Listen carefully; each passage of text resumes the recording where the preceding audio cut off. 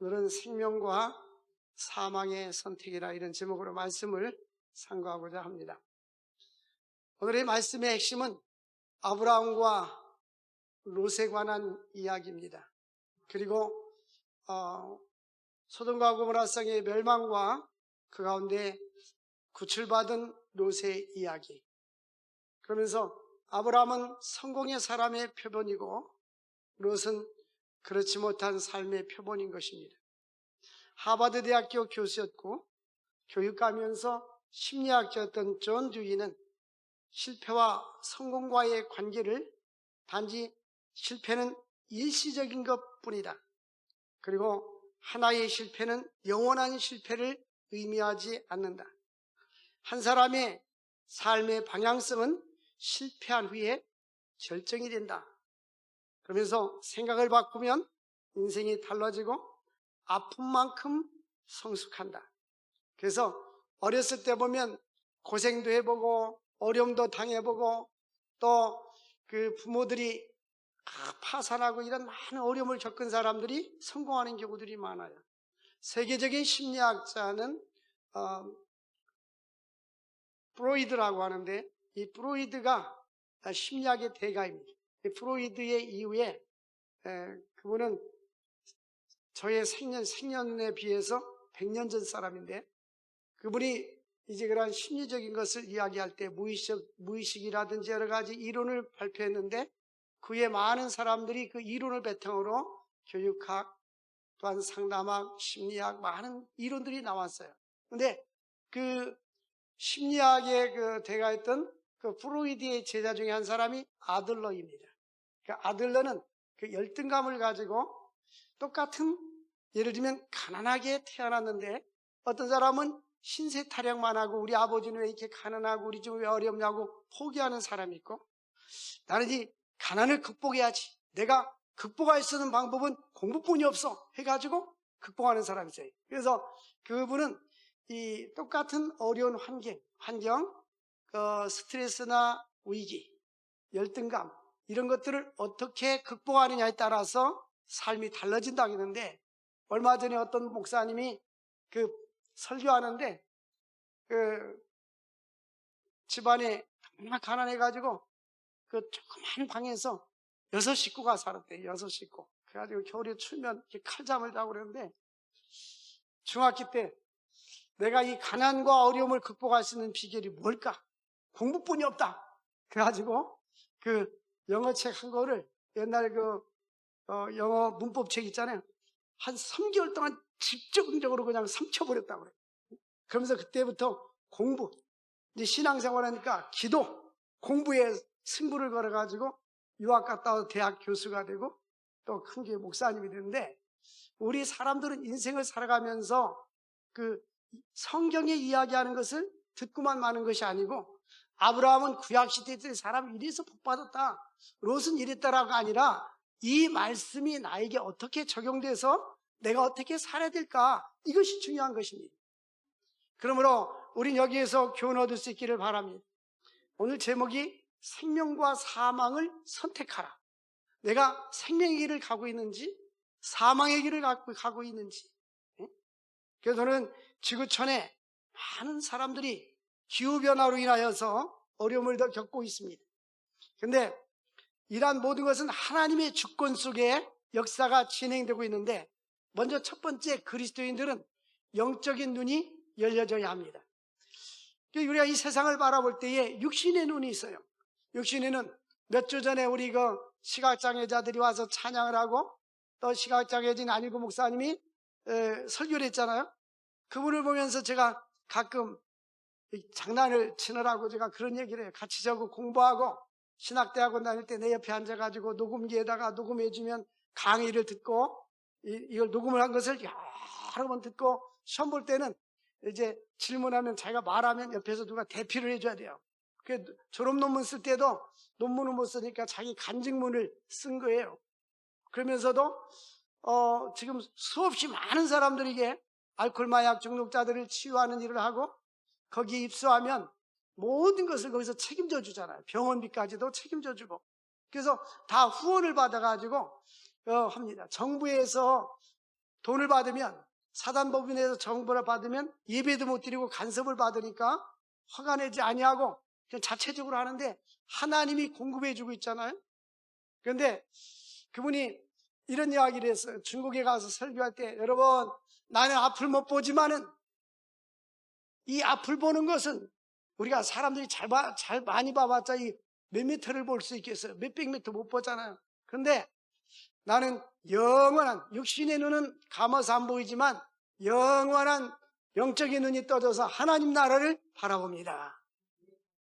그래서 하나님께서 우리에게 눈을 주셨는데 사물을 바라볼 수 있는 육신의 눈, 또 하나님과 말씀의 진리를 깨달을 수 있는 영적인 눈, 그 다음에 우리 미래를 바라볼 수 있는 영적인 통찰력, 사고의 눈.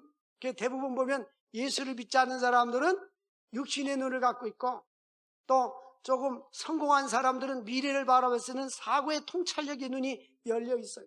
성공한 사람들은 미래를 바라보고 미래 지향적입니다. 근데 미래에 관심 없는 사람들은 현실에만 얽매여서 살게 돼요. 근데 예수 믿는 사람들은 영원한 천국까지 하나님 나라의 미래의 영적인 눈이 열린 줄로 믿습니다. 1980년에 제3의 물결이라는 책을 쓴 미래학자인 엘빈 토플러가 이런 이야기를 했어요. 이제 우리가 이미 1차 산업, 2차 산업, 3차 산업 이런 이야기를 중고등학교 때 배웠잖아요. 근데 그분은 1차 산업을 제1의 물결, 농경시대, 주로 옛날에는 농사를 짓고 주로 의존하고 살았잖아요. 조금 발전되면 이제 제2의 물결, 산업화 시대, 공업, 이제 산업화가 되고 제3의 물결, 지식과 정보의 시대다. 아직 엘빈 토플러가 이야기를 할 때는 그렇게 지식과 정보가 많이 발달되지 않았을 때입니다. 그래서 이 책에서 최초로 재택근무, 최근에 코로나가 생기면서 재택근무를 많이 했잖아요. 재택근무, 전자정보, 가정. 우리는 보면 요즘 얼마나 가정적이고 가정얘기, 가정이라는 단어가 이 책에서 최초에 나왔다는 거예요. 최근에 나온 거예요. 그러니까 40년 전에. 그런데 20세기의 최대의 발견은 인터넷의 발견이다. 그렇게 얘기합니다. 근데 우리 아들이 선교사님이 소개해가지고 인도의 국제학교를 갔잖아요. 인도에 후진국. 그런데 편지를 쓰면 벌써 불과 오래되지 않았는데 보름 동안 편지가 가고 다시 답장을 쓰면 보름 동안 와서 한 달이 걸려요. 한 달. 근데 지금은 인터넷이 발달, 지구 반대편에서도 저 아프리카든 어디 인터넷을 보내면 답장이 오고 카톡을 보내면 답장이 오고. 그래서 금년 겨울에는 우리 부교역자였던 박준호 목사님이 인도네시아 가요. 한 번도 안 가봐서 인도네시아 단기 선교를 가려고 여러 가지 알아보고 있는데 그냥 카톡을 보내면 바로 옆에 이웃에 있는 사람들처럼 서울에 있는 사람, 경기도 그 답장이 와요. 얼마나 빨라졌어요. 이렇게 초고속 시대에 우리가 인생을 살아가고 있는 거예요. 옛날 사람들은 감히 꿈꾸지 못하는 것을 미리 그 시대가 오기 전에 엘빈 토플러는 이런 시대가 올 것이다라고 예측을 했어요. 미래를 바라본 거죠. 그러니까 우리들도 하나님 나라가 있고 영생이 있고 영원 하나님의 축복이 있어요. 이 영적인 눈이 열려져야 됩니다. 이게 신앙생활하고 교회를 다녀도 영적인 눈이 열려지지 않은 사람들은 1차원, 2차원의 세계를 살아요. 근데 영적인 눈이 열려진 사람들은 4차원의 세계에서 하나님의 손길과 하나님의 능력을 체험하면서 인생을 살아가게 되는 거예요. 하나님이 이렇게 해주시는구나, 이렇게 인도하시는구나, 하나님이 나에게 이렇게 하라는 사인이구나, 이걸 알 수가 있는 거예요. 1946년에 애니악이라는 이름으로 최초의 컴퓨터가 생겼어요. 컴퓨터가 생겼다고 인터넷이 금방 생겼고 인터넷은 나중에 생겼고요. 근데 그 컴퓨터가 무게가 30톤이에요. 30톤. 1톤짜리 트럭으로 30개를 실어 달라야 될 만큼. 네? 이게 최초로 미국에서 군사모기로 1800개 진공관으로 첨단 장비로 해서 핵전쟁이 발생돼도 이 컴퓨터가 깨지지 않도록 이렇게 만들었던 것입니다. 근데 지금은 얼마나 컴퓨터가 작아요? 거기에 용량이 다 들어가잖아요. 메모리에 반도체로 다 들어간단 말이에요. 근데 우리는 현재와 미래를 바라볼 수 있는 영적인 눈이 있어야 하는 것입니다. 그래서 구약 성경에 보니까 주여 눈을 열어 보게 하소서. 우리 한번 따라서 합시다. 주여 눈을 열어 보게 하소서.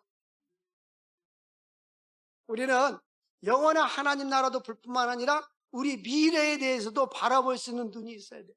사업을 성공하든지 인생을 성공하려면 미래를 바라볼 수 있는 눈이 있어야 돼요. 청소년들도 지금 내가 공부하지 않고 놀면 미래가 어둡다는 걸 이미 알아야 돼요. 남들 놀 때 열심히 공부하고 노력하는 사람들은 미래가 밝잖아요. 우리 미래를 바라볼 수 있는 눈이 열려져야 합니다. 여기 보니까 창세기 18장과 19장 두 장을 함께 말씀을 나누는데요. 이 18장 1절에 보면 아브라함이 마므레 상수리나무 밑에 있었습니다. 그때에 세 사람이 손님이 찾아왔어요. 자, 여기에서 보면 성경은 세 사람이 찾아왔다. 18장 2절에 보니까 이제 아브라함이 눈을 들어 본즉 사람 셋이 맞은편에 있더라. 여기는 사람이라고 말했는데요. 히브리서 13장 1절과 2절 보면 손님 대접하기를 힘쓰라. 이는 부지 중에 천사를 대접한 자들이 있었느니라. 그러니까 히브리서 기자는 이 사람을 천사로 표현하고 있어요. 그러니까 이 천사가 사람의 모습으로 왔다 이거예요. 근데 여기 놀라운 것은 이 사람은 그냥 아브라함이 사람이 섰는데 사람으로만 보지 않았어요. 그가 이제 쫓아가서 엎드려 가지고 3절 18장 3절에 보면 이렇게 요청을 합니다. 롯이 간청하여 이제 자기 집으로 돌아오게 하고 쉬라고 부탁하면서 그 2절에 보니까 내 주여라고 부릅니다. 2절에 내 주여. 이 사람 셋이 왔는데 아브라함이 눈을 벌어서 그에게 본지라. 2절에 보니까 이르되 19장 2절 창세기 18장 3절 보니까 내 주께 은혜를 입어 싸우면 18장 3절에 주님께서 나에게 은혜를 주신다면 우리 집에 와서 나를 떠나지 말고 우리 집에 가옵소서 하고 2절에 보니까 장막문에 달려나가서 영접했더라. 얘는 아브라함의 영성을 볼 수 있는데 하나는 사람인데 그냥 일반적인 사람이 아니라 하나님이 보낸 사람이다 라는 영적인 눈이 열려져 있었고요. 첫 번째. 두 번째는 이 영성이 탁월한 사람들은 이 손님 대접하는 것, 섬기는 일이 아주 탁월합니다. 아브라함이 영접하고 대접하는데 그 가족 식구들에게 물을 가져오라고 섬기면서 떡을 가져오라면서 양과 소와 짐승을 잡았어요. 잡아가지고 7절 보면 18장 7절에 기름지고 좋은 송아지를 잡아서 하인에게 주니 급히 요리했더라. 그러니까 손님 대접하는 일에 힘썼어요. 그리고 버터와 치즈, 하인들이 요리한 송아지를 가셔서 모셔서 그에게 잡숫게 주었더라. 근데 그들이 아브라함이 이제 잘 대접을 받았어요. 우리는 여기서 신비로운 것을 발견할 수 있어요. 천사들도 때로는 먹기도 했어요. 부활하신 예수님이 문이 닫혔는데 들어갔어요. 그리고 제자들과 함께 구운 생선을 먹었어요. 우리가 부활하면 예수님처럼 되는데 우리는 신비로운 몸을 입게 되는 거예요. 그러니까 우리가 구원받았다고 할 때 구원의 완성은 육신의 부활입니다. 부활인데 그때는 육체가 신비로운 몸으로 바뀌게 되는 거예요. 감히 상상할 수 없고, 그러니까 안 먹어도 굶어 죽지 않고 먹어도 되고, 이것이 신비로운 몸인 거예요. 그런데 이 천사들이 지금 먹었어요. 먹고 나서, 근데 여기서 3명 중에 한 사람은 천사가 아니라 하나님입니다. 근데 그가 이르되 10절에 보니까 내년 이맘때 내가 반드시 네게로 돌아오리니 내 안에 사라에게 아들이 있으리라. 할렐루야. 그러니까 아브라함이 손님을 잘 대접했는데, 자기는 몰랐지만 손님을 대접했는데 그 중에 하나는 하나님이었고, 이 하나님은 성경의 구약시대 때 가끔 나타난 하나님은 예수님이 육신의 몸을 입고 이 땅에 오시기 전에 신성으로 계셨던, 전문적인 용어로 데오파니, 하나님의 현현입니다. 다니엘의 세 친구가 불구덩이에 3명 들어갔는데 다른 한 사람이 또 같이 행진했어요. 그분이 바로 예수님이었어요. 스데반의 돌에 맞아 죽을 때에 예수님이 하나님 보좌 우편에 계신 걸 보았더라. 그래서 우리는 눈에 보이지 않지만 때로는 주님께서 우리와 여기 곁에 계시고 천사를 통해서 역사해 주시는 것입니다. 그런데 이제 아브라함에게 이런 이야기를 했어요. 아브라함에게 네 아내가 명년 이맘때 아들을 안으리라. 그러니까 사라가 옆에서 듣고 웃었어요. 내가 할머니가 됐고 생리가 끊어졌는데 어떻게 내가 90살 먹은 할머니가 애를 낳을 수 있는가. 그러니까 그랬는데 10절이니까 여호와께서 아브라함에게 이르되 13절이니까 사라가 왜 웃느냐. 여러분, 우리가 혼자 웃어도 우리 눈에 하나님이 안 보여도 우리가 웃는 것까지 다 알고 계세요. 우리의 말과 생각을 다 알고 계신다니까요. 시편 139편에 보면 내가 주의 신을 떠나 어디로 가오리까. 하늘 높이 간다 할지라도 하나님은 거기 계시고 바다 끝에 간다 할지라도 거기 계시고 새벽 날개를 피고 간다 할지라도 거기 계시고 바다 응부에 간다 할지라도 거기 계시고 하나님은 나의 마음과 생각을 알고 계시고 나의 앉고 일어섬을 다 알고 계시는 하나님이시다. 하나님은 이 하나님께서 아들을 줄게 하면 아멘 애들이 내가 이렇게 늙었는데 하고 웃는 것을 주님은 왜 웃느냐? 주님께서 그렇게 말씀했어요. 그래서 14절 보니까 18장 14절에 여호와의 말씀이 능치 못한 일이 있겠느냐? 이 말은 대저 여호와의 말씀은 능치 못함이 없느니라. 어저께 어떤 분이 며칠 전에 전화 왔어요. 우리 교회를 빌려서 좀 집회를 하고 싶다고. 몇 석이나 되냐고. 그래서 몇 명이나 되니까 인원이 많아서 여기 안 되나 내가 소개해 주겠다고 한영신학대학교 한 1,500명 들어갈 수 있는 데를 소개해 줬는데 이분들이 백석교단에 속해 있는 목사님들이 은사 집회, 신유 집회하고 하루 종일 기도하고 찬양하는 그런 집회를 하더라고요. 근데 소개를 해줬어. 저보고 와서 끝날 때쯤 와서 축도를 해달라고 해서 갔어요. 가는데 위아래 층이 꽉 쳤는데 전국에서 온 거예요. 전국에서. 그런데 설교 들을 때만 앉아서 듣고 나머지 기도하고 찬양할 때는 다 서서. 그렇게, 제가 그래서 축도하기 전에 그 얘기를 했어요. 엘리야 시대 때에 갈멜산에서 승리하고, 바알과 아세라는 신을 섬기는 사람과 싸우면서 엘리야가 승리했잖아요. 하늘에서 불이 내려와서. 그러면서 엘리야는 이런 생각했어요. 하나님께 다 바알에게 굴복하고 나만 나이다 그랬어요. 그러니까 하나님이 아니다. 너 말고도 바알에게 무릎 꿇지 않은 7,000명을 남겨두었다. 이 사람들은 남은 자라거든요. 코로나 때문에 한국교회가 무너지고 있다는데 아니다. 하나님이 이렇게 기도하는 사람들, 하나님을 갈망하는 사람들, 어떤 사람들은 휠체어 타고 와가지고요. 가서 막 집회하는데 감동받았어요. 그래서 저도 우리도 금요기도회 때는 찬송할 때는 서서 하고 기도할 때는 서서 해야 되겠구나. 이제는 서는 것이 귀찮은 사람은 저 뒤에 가겠어요. 뒤에 가서 서겠어요. 왜냐면 앉아있으면 졸고 그냥 건성인데 쓴 사람들은 얼마나 열정인지 하나님을 아주 갈망하더라고요. 여러분, 하나님을 갈망하고 앙망할 수 있기를 바랍니다. 할렐루야. 그래서 다리 힘이 안 좋은 사람은 앉을 수 있는 자격이 있는데 제가 줄자 가지고 이 다리 종아리가 몇 센치인가 재봐서 테스트 하겠어요. 그래서 하나님은 능치 못함이 없습니다.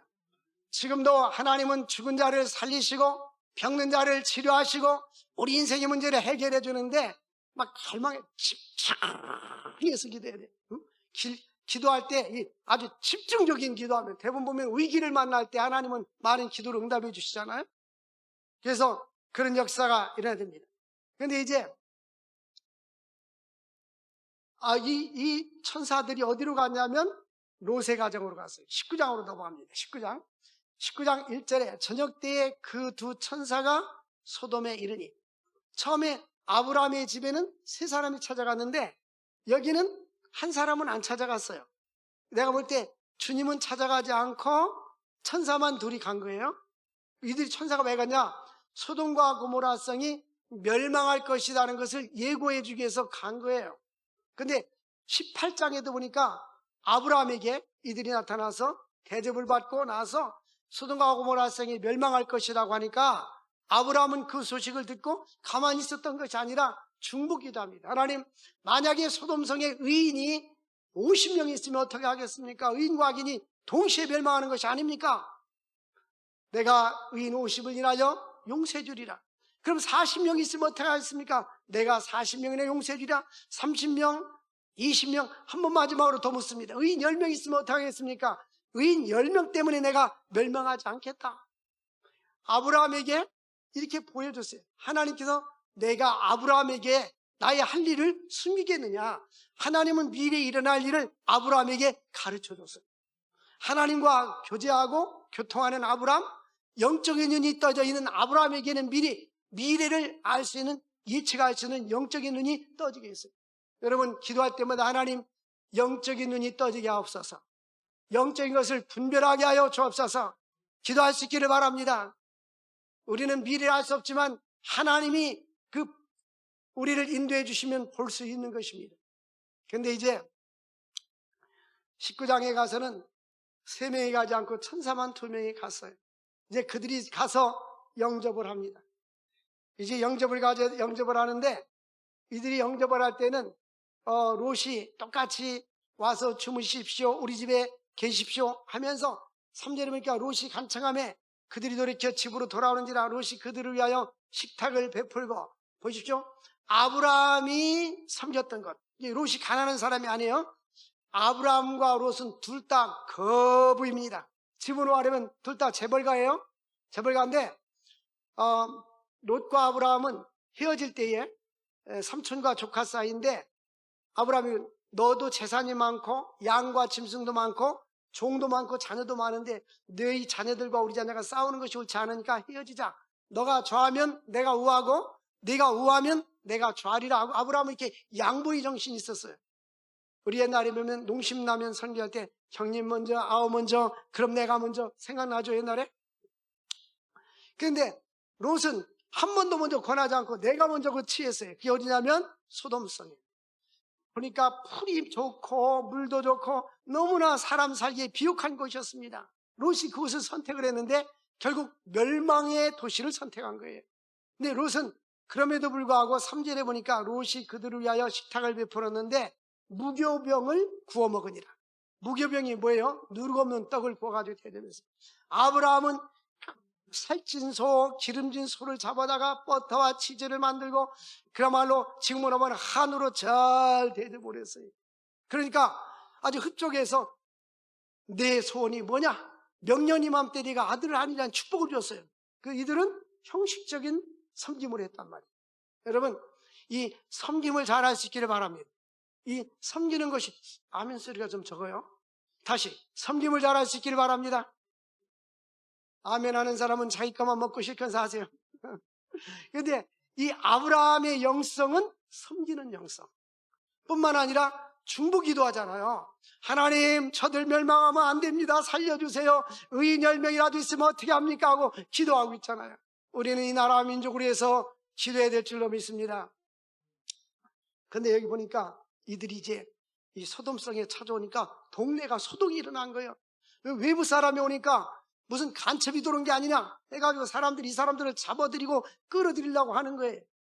그러니까 막 문을 부수고 이 롯의 집에 찾아와가지고 사람들이 이렇게 하는 거예요.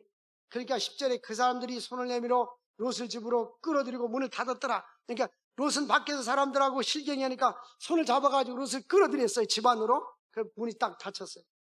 11절 보니까 19장 11절 보니까 문 밖에 무리들을 다 손을 막론하고 그들의 눈을 뭐요? 어둡게 했다. 이제 천사가 아니면 하나님께서 그들의 눈을 어둡게 하니 그들의 문을 찾느라고 헤매었더라. 그러니까 하나님께서 눈을 어둡게 하니까 육신의 눈을 닫아버린 거예요. 그러니까 볼 수가 없게 만들었단 말이에요. 우리 하나님은 전능하신 하나님이십니다. 그리고 나서 12절이니까 그 사람들이 내 성중에 네게 속한 자를 다 성 밖으로 이끌어내라. 이제는 이들이 다 눈이 어두워져 있는데 가족 식구들만 소돔과 고모라 성이 멸망할 거니까 멸망하지 않게 끌어서 성 밖으로 끌어내라. 왜? 살아야 되니까. 안 그러면 멸망할 거예요. 그래서 롯이 나가서 딸들과 결혼할 사위들에게 이 성이 멸망한다고 하니까 14절 보니까 뭐로 여겼어요? 그들이 농담으로 여겼더라. 여러분, 하나님의 말씀을 들을 때 농담으로 여기지 마시기 바랍니다. 마음 깊이 새겨서. 옛날 우리 성가대 뭡니까? 기도송 할 때 마음 깊이 새겨서. 요즘 그 소리 안 내? 그 찬양을. 마음 깊이 새겨서. 여러분, 하나님 말씀을 마음 깊이 새기고 농담으로 여기지 마시기 바랍니다. 이제 시간이 D-1, 2 촉촉촉촉촉촉 초시계가 돌아갑니다. 멸망의 시간이 돌아가는데 이제 16절 보니까 롯이 지체하고 있어요. 빨리 빠져나가야 되는데 이제 동이 틈에 햇빛이 쫙 쪼이면 이제 소돔과 고모라 성이 유황불로 망합니다. 지체하니까 사람들이 16절 말씀 우리 한번 같이 읽겠어요. 시작. 그러나 롯이 지체하며 그 사람들이 롯의 손과 그 아내의 손과 두 딸의 손을 잡아 인도하여 성 밖에 두니 여호와께서 그에게 자비를 더하심이었더라. 이 안 나가고 머물고 있으니까 천사들이 손을 잡고 끌고 나가는 거예요. 근데 하나님이 여기 자비를 더했다는 말은 다른 말로 말하면 인자, 은혜, 사랑, 긍휼 그런 뜻입니다. 하나님이 그들에게 은혜를 베풀어 주신 거예요. 하나님이 왜 롯과 롯의 가족에게 은혜를 베풀어 줬느냐? 거기다 한번 질문하고 타버려야 돼요. 안 그러면 이 사람들도 죽어야 되는데 그 이유가 있었어요. 그 이유는 29절입니다. 19장 29절 한번 같이 읽겠어요. 시작. 하나님이 그 지역의 성을 멸하실 때, 그 롯이 거주하는 성을 엎으실 때에 하나님이 아브라함을 생각하사 롯을 그 엎으시는 중에서 내보내셨더라. 하나님이 아브라함을 생각했어요. 아브라함을 생각했는데 여러분, 하나님이 나를 생각해 줄 사람이, 하나님이 나를 생각해 줄 만한 사람이 되기를 주의 이름으로 축원합니다. 하나님이 생각해 주면 되는 거예요. 이사야서 38장에 보니까 히스기야 왕이 병들어 죽게 됐을 때에 너는 죽고 살지 못하리라고 사형 선고 받은 거예요. 지금으로 말하면 암병이나 걸렸는 것 같아요. 그때 막 벽을 향하여 하나님, 내가 하나님 앞에 선하고 충성된 것을 기억하시고 추억하시고 생각하여 주옵소서라고 기도하니까 하나님께서 응답하기를 내가 내 눈물을 보았고 네 기도를 들었노라. 나가 자녀를 낳지 못했을 때 하나님께 밤새 기도했어요. 엘리 제사장은 술 취한 줄 알았어요. 하나님은 기억하시고 하나님께서 그들이 아침 제사를 번제를 드리고 집에 가서 엘가나와 동침함에 여호와께서 저들을 생각하여 주신지라. 성경은 그렇게 생각해 줬다. 생각하니까 잉태하고 사무엘과 같은 훌륭한 아들을 낳게 되었어요. 여러분, 하나님이 생각해 줄 만한 사람이 돼야 돼요. 내가 위기에 있을 때에 하나님이 생각해 주면 위기 속에서도 우리를 지켜주시고 보호해 주시는 것입니다. 그런데 이 롯은 하나님이 생각해 줄 만한 사람이 못 됐는데 아브라함을 생각해서 그 조카와 그 가족을 지켜주신 거예요.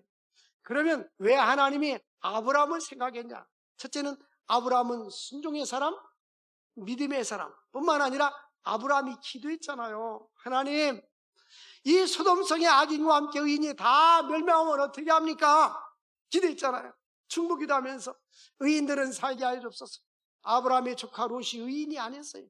하나님은 아브라함의 기도를 응답하셔서 롯을 구출해 주신 거예요. 한마디로 말하면 아브라함의 기도를 생각한지라 여러분의 기도가 하나님 앞에 생각되고 기억되고 상달될 수 있기를 바랍니다. 그래서 사도행전 10장에 보면 고넬료 백부장은 구제와 기도를 많이 하더라. 경건하여서 온 집과 더불어 구제와 기도를 많이 하더라. 근데 하나님께서 천사를 통해서 고넬료야, 네 기도와 구제가 하나님 앞에 상달되어서 기억한 바가 되었느니라. 여러분, 우리 인생은 실패했다고 해서 그 영원한 실패가 아닌 거예요. 성공한 사람들 보면 다 실패 다음에 성공이 일어났고요. 전 세계적으로 변화가 일어나고 창조적인 일을 하게 된 것은 대부분 전쟁이나 아니면 큰 질병이 지나갔을 때, 이 전쟁이 지나가고 났을 때, 중세시대 때에 그 흑사병이 있었잖아요. 패스트병이 지나간 후에 문해운동이 일어나기 시작했어요. 이 전 세계적으로 대변혁이 일어난 모든 것들은 20개 중에서 15개는 이러한 큰 사건을 통해서 있었다는 거예요. 그러니까 우리 인생은 실패를 교훈 삼아서 삶의 변화가 있기를 주의 이름으로 축원을 드립니다. 그래서 하나님께서 여호와께서 16절로 다시 돌아가면 이제 지체하고 있는 롯과 그의 가족을 끄집어냈는데 하나님께서 그에게 자비를 더하여 주었더라. 오늘도 우리가 이 자리에 있는 것은 하나님이 우리를, 이 자비라는 말은 하나님의 헤세드, 선택적인 사랑, 하나님의 은혜를 말합니다. 하나님 우리에게 은혜를 주셔서 여기 있는 것이지 내가 잘나거나 내가 믿음이 좋거나 이기 있는 것이 아니라 하나님 우리가 세상에 물들어 있지 않냐고 지금도 하나님은 보이지 않는 손길을 통해서 우리를 주의 전으로 인도해서 이곳에 나온 줄 믿으시기를 바랍니다. 하나님께서 그들을 17절에 보니까 밖으로 이끌어낸 후에 이르되 도망하여 생명을 보존하라. 빨리 도망가라. 하늘에서 유황불이 떨어진다. 빨리 도망하여 생명을 보존하라. 여러분, 이 세상에서 가장 귀한 게 생명입니다. 생명. 너희가 온천을 얻고도 생명을 잃으면 너희에게 무엇이 유익하냐 그랬잖아요. 예? 생명 있는 것을 감사하고 생명을 보존해야 되는데 육신의 생명도 중요하지만 영적인 생명이 더 중요한 거예요. 예수 믿고 구원받는 자들, 생명 주께 있네, 능력 주께 있네, 주 안에 있네. 예수 생명 우리에게 있어요. 아들이 있는 자에게는 생명이 있고 아들 예수가 없는 자에게는 생명이 없어요. 여러분들 아직도 머뭇거리고 있는 가족 식구들, 직장 동료들, 천사들을 통해서 우리가 천사와 같이 룻게라는 손을 붙잡고 강권하여 주님께로 인도할 수 있기를 바랍니다. 그들은 지금 머뭇거리고 있잖아요. 머뭇머뭇하고 있잖아요. 지금 언제 심판이 올지 모르는데 머뭇거리고 있는 저들 주님 앞에 인도할 수 있기를 바랍니다. 가끔 제가 장례집에 이렇게 가면 보면은 그래도 직분이 나오잖아요. 장로 고 누구 장로, 누구 권사, 누구 집사, 누구 성도 이렇게 나오잖아요. 그래도 거기에 보면은 성도보다는, 이 성도라는 것은 교회를 한 번 나간 건지 10년에 한 번 나간 알 수가 없어. 안성도보다 낫지. 예? 안성도보다 낫죠. 여러분, 우리가 믿음의 반열에 들어서서 하나님 앞에 인정받을 만한 사람이 돼야 돼요. 예? 보면 바울이 서신을 쓸 때 로마서 16장, 그 다음에 디모데후서 4장 이런 데 보면 충성된 사람 이름을 쫙 열거하고 그렇지 못한 사람 이름을 쫙 열거합니다. 하나님께 인정받은 아벨레에게 문안하라. 여러분, 인정받는 사람으로 이름이 남을 수 있기를 바랍니다. 로마서 16장에 보니까 바울이 맨 처음에 나온 사람들은 베베 집사, 저는 모든 성도들과 주의 종의 보호자가 되었다. 베베 집사가 제일 먼저 등장하고 그 다음에 브리스길라와 아굴라 부부 집사, 그런 주의 종을 해서 목숨까지 내놓았다. 이렇게 우리는 하나님 앞에도 기억될 만한 사람, 주의 종에게도 기억될 만한 사람 될 수 있기를 주의 이름으로 축원을 드립니다. 생명을 보존하라. 여러분들 가족 식구들 다 그냥 형식적인 그리스도인이 아니라 헌신된 그리스도인으로서 아브라함처럼 하나님 말씀에 믿음의 반열에 서서, 성경에 보니까 아브라함과 이삭과 야곱, 이것은 믿음의 명문 가문 아닙니까? 믿음의 명문 가문을 이뤄나갈 수 있기를 주의 이름으로 축원을 드립니다. 결론 말씀을 드리겠습니다. 결론 보니까 23절부터 25절까지 보니까 롯이 소알에 들어갈 때에, 여기 보면 이 롯이 소알에 들어갔다는 말이 무엇일까요? 23절에 보니까 19장 23절입니다. 19장 23절 성경을 봐요. 성경 19장 23절 같이 읽겠습니다. 시작. 롯이 소알에 들어갈 때 해가 돋았더라. 롯이 소알에 들어갈 때 해가 돋았다는 말은 지금 하나님은 이 성을 빠져서 다른 곳으로 가라 그랬는데 롯은 어디로 도망가냐? 다른 소알성으로 도망갔어요. 소알성으로 도망갔는데 재미있는 하나의 기사가 있어요. 거기 보면 20절에 보니까 내가 저 성읍으로 소알성으로 가는데 이제 21절 보니까 그가 그에게 이르되 내가 이 일에도 내 소원을 들었으니 네가 말하여 그 성읍을 면하지 아니하리라. 그러면서 22절 보니까 22절에 그리로 속히 도망하라. 내가 거기에 이르기까지 내가 아무 일도 행할 수 없노라. 그러니까 롯이 지금 소알성까지 안전하게 들어갈 때까지는 여기에 불을 내리지 않겠다는 거예요. 그러니까 롯이 소알성에 들어가니까 그 이름을 소알이라고 불렀더라. 22절에 23절에 롯이 소알에 들어갈 때에, 여기 때라는 말이 있어요. 하나님은 하나님의 백성들을 정확하게 보호해 주는데 그 시간과 때와 타임을 맞추십니다. 이거는 우리의 구원의 역사뿐만 아니라 하나님 뜻에 살기만 하면 물질의 문제도 마찬가지예요. 하나님께서는 나 이거 망하면 어떻게 하지? 내 인생 끝장. 하나님은 위기 속에서도 정확한 때에 하나님은 정확하게 공급해 주셔요. 이스라엘 백성들은 40년 동안 만나와 칠하기를 내려줬는데 가나안 땅에 들어가서 농사를 다 짓고 밥을 떠먹으니까 만나가 그쳤어요. 하나님은 이렇게 정확하게 역사하셔요. 그러니까 들어갈 때에 해가 돋았더라. 그리고 24절 보니까 여호와께서 하늘 곧 여호와께로 유황과 불을 소돔과 고모라에 비같이 내려버렸어요. 비같이. 그냥 비같이 유황불이 확 내려버린 거예요. 그래서 그들을 갖다 25절에 보니까 그들이 거하는 성을 다 엎어서 멸하였더라. 롯의 아내는 뒤를 돌아다보지 말라 했는데 뒤를 돌아다봐서 소금기둥이 되었더라. 여러분, 쟁기를 잡고 뒤를 돌아다보면 하나님께 합장치 않은데 하나님 나라를 향하여 전진하여 나갈 수 있기를 주의 이름으로 축원을 드립니다. 우리는 하나님께 인정받는 사람, 기억될 만한 사람, 구원받는 사람, 천사를 동원해서 나의 삶을 지켜줄 만한 그러한 믿음의 사람들 될 수 있기를 주의 이름으로 축원을 드립니다. 기도합시다. 하나님 아버지, 오늘도 귀한 말씀 주신 주님, 우리가 아브라함처럼 하나님이 생각해 줄 만한 사람이 되게 하여 주시고 우리를 통하여 우리 가정과 자손들이 복을 받게 하시고 이 나라 민족이 하나님을 경외하며 축복받고 멸망받을 가운데도 구원받는 놀라운 역사가 있게 하여 주옵소서. 예수님의 이름으로 기도합나이다. 아멘.